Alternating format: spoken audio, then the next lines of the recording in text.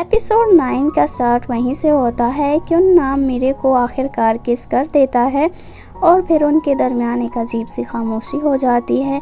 इस अजीब सी सिचुएशन को ख़त्म करने के लिए क्यों नाम मीरे को आर्ट एग्जीबिशन में साथ जाने के लिए पूछता है और उसे एक टिकट देता है।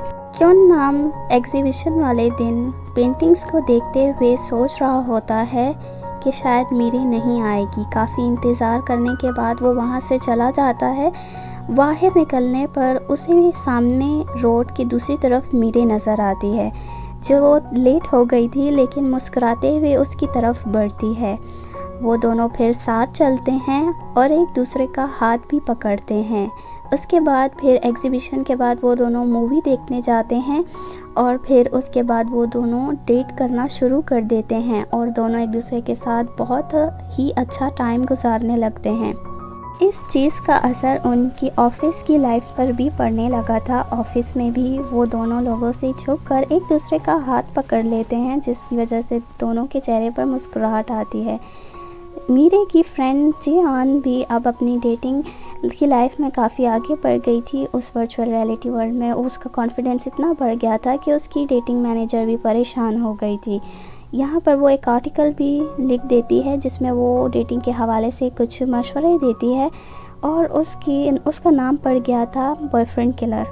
मीरे और क्यों नाम के बीच चीज़ें स्वीट होने लगी थीं, लेकिन इस दौरान उन दोनों को ऑफिस का काम भी करना था और मीरे के ऊपर एक जिम्मेदारी भी थी कि राइटर यून सॉन्ग की कॉमिक की पॉपुलैरिटी को उसने संभालना था। असल में उसकी राइटर यून सॉन्ग वही बॉयफ्रेंड ऑन डिमांड वाला ऐप यूज़ कर रही थी, जिसकी वजह से वो अपने वर्चुअल बॉयफ्रेंड के साथ ज़्यादा से ज़्यादा टाइम गुजारने लगी थी और इस वजह से वो अपनी कॉमिक्स को भी टाइम नहीं दे पा रही थी। एक दिन बॉयफ्रेंड ऑन डिमांड की ऐड चल रही थी, जिसे देखकर क्यों नाम कह देता है कि कोई भी समझदार लड़की इस गेम को यूज़ नहीं करेगी।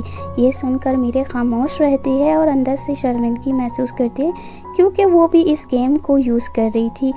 उसी रात राइटर हानी अपनी कॉमिक जल्दी अपलोड कर देता है।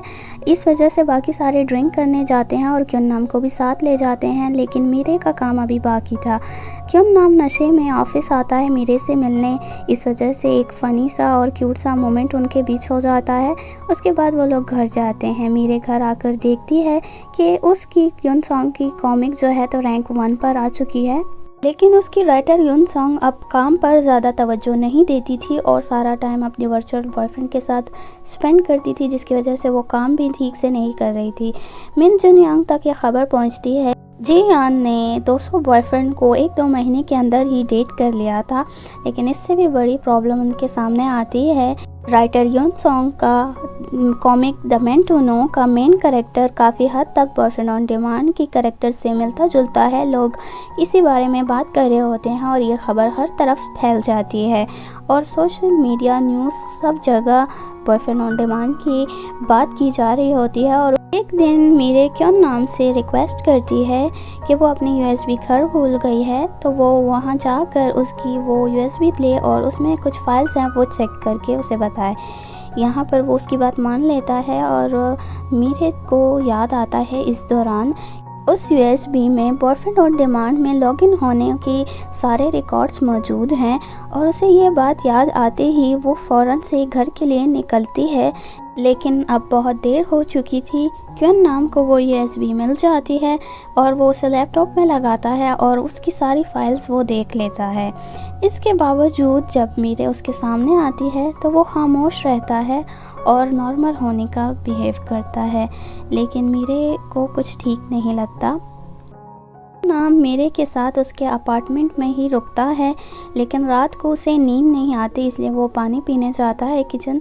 यहाँ पर उसे मीरे की कुछ तस्वीरें मिलती है, जिसे देखते हुए वहीं उसे योंगिल का एक वीडियो मैसेज मिलता है, जिसे वो देख लेता है और वो शॉक हो जाता है क्योंकि योंगिल बिल्कुल उसके ही जैसा था।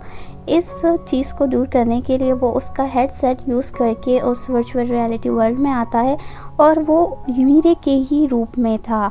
वहाँ पर योंगिल के सामने आते ही वो बहुत डर जाता है